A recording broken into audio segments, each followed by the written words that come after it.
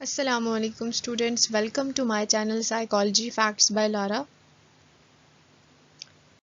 سو students, آج ہم discuss کریں گے 2015 کا solved psychology paper of F A part 1، یعنی کہ فرسٹ ایئر کا 2015 کا حل شدہ سائیکالوجی پیپر ہم ڈسکس کرنے جا رہے ہیں، اور اس ویڈیو میں ہم solved M C Qs discuss کریں گے اس پیپر کے۔ تو چلتے ہیں ایم سی کیوز کی طرف۔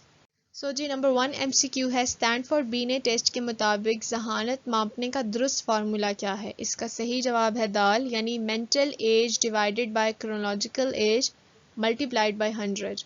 مینٹل ایج تبھی ہمارے پاس آئے گی جب ہم کوئی بھی ذہانت کا ٹیسٹ ایک چائلڈ پہ اپلائی کیا جائے گا، تو اس کے اینڈ پہ جب ریزلٹس فائنلائز ہوتے ہیں تو ہمارے پاس مینٹل ایج بھی آ جاتی ہے کہ اس چائلڈ کی مینٹل ایج کیا ہے۔ اور کرونالوجیکل ایج جو ہے وہ ہماری نارمل ایج جو ہوتی ہے، جو نمبرز میں ہم بتاتے ہیں جی کہ 10 سال کا ہے بچہ یا پھر یہ 9 سال کا ہے، تو کرونالوجیکل ایج آپ نے یاد رکھنی ہے جو ہماری نمبر کی فارم میں جو ہم ایج ایکسپلین کرتے ہیں۔ اب مینٹل ایج جو آئے گی اس کو ہم نے ڈیوائڈ کر دینا ہے کرونالوجیکل ایج کے ساتھ اور ملٹیپلائی کرنا ہے 100 کے ساتھ، تو یہ آ جائے گا ہمارے پاس ذہانت ناپنے کہ ایک انسان کی اتنی انٹیلیجنس ہے یا اس کا لیول کتنا ہے انٹیلیجنس کا۔ تو یہ اسٹینفورڈ بینے نے ہی یہ فارمولا متعارف کرایا تھا۔ اچھا جی، نمبر 2 پہ ہے، اپنے کون سے حصے کی مدد سے انسانی آنکھ اشیاء پر فوکس کرتی ہے اور روشنی کی لہروں کی مدد سے ماحول کی تصویر کشی کرتی ہے؟ اس کا صحیح جواب ہے کارنیا، یعنی کرنیا۔ نمبر 3 پہ ہے، محرکات کی کون سی قسم میں فرد بغیر کسی ظاہری انعام کے سیکھتا ہے؟ یعنی اس کو باہر کے کسی بھی ظاہری انعام کی غرض نہیں ہوتی یا مقصد کا حصول یا کرتا ہے، جو بھی وہ چیز کر رہا ہوتا ہے یا کوئی بھی وہ ٹاسک پرفارم کر رہا ہے، وہ کسی بھی مانیٹری گین یا پیسے کی وجہ سے یا دوسروں کی طرف سے اپریسیشن کی وجہ سے نہیں کر رہا، تو اس محرک کو کیا کہیں گے؟ اس کا صحیح جواب ہے اندرونی محرکات، یعنی انگلش میں کہا جاتا ہے انٹرنزک موٹیویشن۔ جب انسان کے اندر انٹرنزک موٹیویشن یا اندرونی محرکات ہوں گی تو اس کو دنیاوی غرض نہیں ہوگی، کوئی بھی کام کرنے کے دوران وہ یہی سوچ رہا ہوگا کہ یہ کام میں اس لیے کر رہا ہوں کیونکہ مجھے خوشی ملتی ہے۔ نمبر 4 پہ ہے، مندرجہ ذیل میں سے کون سا تحقیقاتی طریقہ کردار کا عمیق یا تفصیلی مطالعہ کرتا ہے؟ اس کا صحیح جواب ہے جیم، یعنی کہ کیس طریقہ۔ نمبر 5 پہ ہے، کس نظریے کے مطابق جسمانی تبدیلیاں خاص قسم کی حسیات پیدا کرتی ہیں اور دماغ ان حسیات کا مختلف ہیجانات کے طور پر وقوف کرتا ہے؟ اس کا صحیح جواب ہے جیمز لینگ کا نظریہ ہیجان۔ آپ نے جیمز لینگ کا نظریہ ہیجان پڑھا ہوگا۔ اسی طرح مختلف تھیرسٹ نے یا سائنسدان نے اپنے نظریے دیے ہیجانات پر کہ ہیجانات کیوں ہوتے ہیں، کیا کیا وجہ ہوتی ہیں، لیکن جیمز لینگ کا نظریہ یہ ہے کہ جتنی بھی جسمانی تبدیلیاں ہوتی ہیں اس کی وجہ سے حسیات پیدا ہوتی ہیں، اور ہم حسیات کو ہمارا دماغ مطالعہ کرتا ہے اور پھر ان کو ہیجانات کا نام دیا جاتا ہے۔ یعنی کہ میں روڈ سے گزر رہا تھا، میں نے سانپ دیکھا، میرا دل گھبرانے لگا، میری ہارٹ بیٹ تیز ہونے لگی، مجھے پسینہ آنے لگا، جس کی وجہ سے مجھے ڈر محسوس ہوا اور میں خوفزدہ ہو گیا۔ اب اس لحاظ سے ڈر ہیجان جو پیدا ہوا ہے وہ جسمانی تبدیلیوں کی وجہ سے ہوا ہے، اور دماغ نے اس کو ایک ہیجان کا نام دیا جو کہ خوف یا ڈر ہے۔ یہ جیمز لینگ کا نظریہ ہیجان تھا۔ نمبر 6 پہ، ایک عورت سڑک کے کنارے چلتے چلتے اچانک ایک کار کو اپنی طرف بڑھتے ہوئے دیکھتی ہے۔ اس کی دل کی دھڑکن ایک دم بڑھ جاتی ہے، وہ پسینے میں نہا جاتی ہے اور اپنے آپ کو کار کے راستے سے ایک دم ہٹا لیتی ہے تاکہ اسے کوئی نقصان نہ پہنچے۔ اس کارکردگی کے پیچھے اس کا کون سا نظام سرگرم عمل ہے؟ اس کا صحیح جواب ہے اخراجی نظام عصبی۔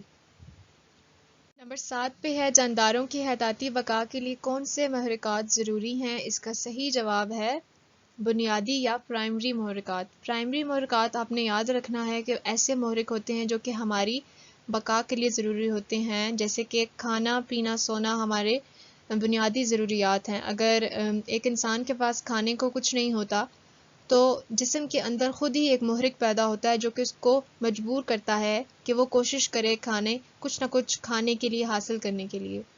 سو ہم کہہ سکتے ہیں کہ یہ جو پرائمری محرکات ہوتے ہیں یا پرائمری موٹیوز ہوتے ہیں، یہ ہمیں کمپیل کرتے ہیں، فورس کرتے ہیں کہ ہم اپنی ضروریات کو پورا کریں تاکہ ہم زندہ رہ سکیں۔ نمبر 8 پہ ہے ذیل میں سے کس کا تعلق ادراک کی اس خصوصیت سے ہے جس میں غیر متعلقہ حصوں کے درمیان پائے جانے والے وقفے کو خود بخود پر کر لیا جاتا ہے تاکہ اس چیز کا ادراک ایک مکمل شے کی حیثیت سے کیا جائے۔ اس کا صحیح جواب ہے جی تکمیل۔ آپ نے دیکھا ہوگا کبھی ہاف سرکل اگر ہو ہمارے سامنے تو ہم اس کو خود ہی سرکل ایزیوم کر لیتے ہیں کہ یہ پورا سرکل ہے، ٹھیک ہے، کیونکہ ہمارے دماغ کے اندر ایک خاصیت ہے کہ ہم چیزوں کو ایز اے ہول پرسیو کرنے کے عادی ہیں۔ اسی طرح ایک نظریہ بھی ہے جس کے مطابق ہم کمپلیکس جو ہے چیزوں کو نہیں کرتے، ہم چیزوں کو آسان طرح سے سمجھتے ہیں اور دماغ میں سیو کرتے ہیں۔ جیسے کہ میں نے آپ کو سرکل کی بات کی کہ یہ اس طرح سے اگر کہیں سرکل بنا ہوا ہے تو یہ جگہ اگر مسنگ بھی ہے تو ہم سٹل اس کو ایز اے سرکل پرسیو کرتے ہیں یا اس کو دائرہ ہی سمجھتے ہیں۔ تو یہ ایک دماغ کی خاصیت ہے کہ وہ چیزوں کو بالکل سمپل طرح سے سمجھنے کی قابلیت رکھتا ہے۔ نمبر 9 پہ ہے دنیا کا سا رخی مطالعہ کرنے میں ذیل میں سے کس کا عمل دخل ہے؟ اس کا صحیح جواب ہے جی گہرائی کا ادراک۔ گہرائی کا ادراک یعنی ڈیپتھ پرسیپشن بیسیکلی ہمیں ہیلپ آؤٹ کرتی ہے کہ ہم نے دیکھنا ہے کہ کیا چیز کتنی دور ہے اور کیا چیز ہمارے نزدیک ہے۔ سو ڈیپتھ پرسیپشن کی وجہ سے ہی ہم ہر چیز کو 3D ویژن کی طرح سے سمجھ سکتے ہیں۔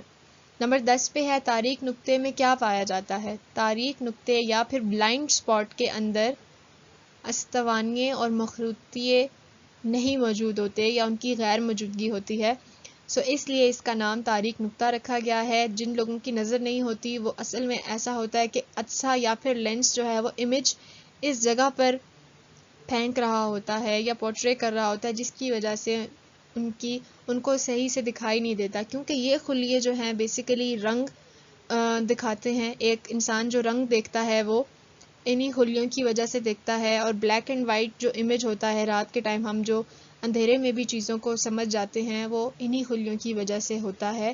سو جس جگہ پہ یہ خلیے نہیں پائے جاتے ان کو تاریک نقطہ کہتے ہیں یا پھر بلائنڈ سپاٹ کہتے ہیں۔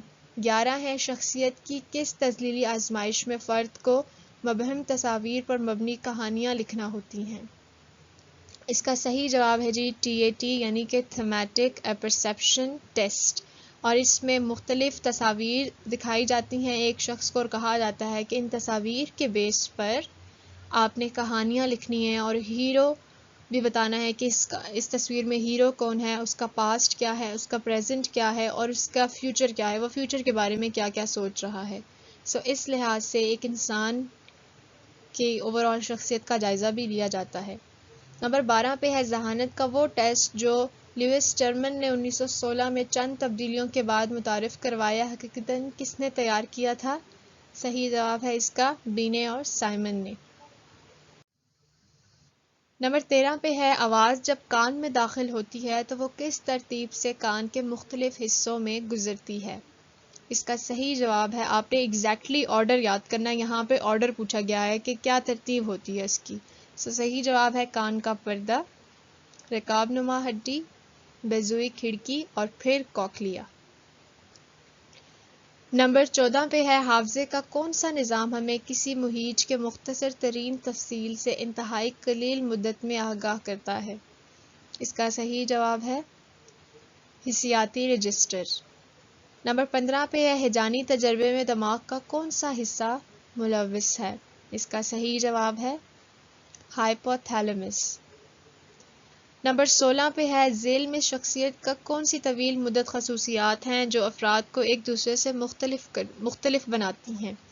اس کا صحیح جواب شخصی خصائص یعنی پرسنالٹی ٹریٹس ہوتے ہیں، ہر انسان کے مختلف ہوتے ہیں جس کی وجہ سے ایک انسان دوسرے انسان سے مختلف ہوتا ہے، اور یہ شخصی خصائص جو ہوتے ہیں پرماننٹ ہوتے ہیں، یہ نہیں ہے کہ وہ کچھ ٹائم کے لیے ہوں، ہمارے اندر جو خصوصیات ہوتی ہیں وہ مستقل ہوتی ہیں، ہمارے اندر وہ تبدیل نہیں ہوتی، جس کی وجہ سے ہم دوسروں سے مختلف کہلاتے ہیں، اور ہر شخص ایک دوسرے شخص سے مختلف ہوتا ہے شخصی خصائص کی بنا پر۔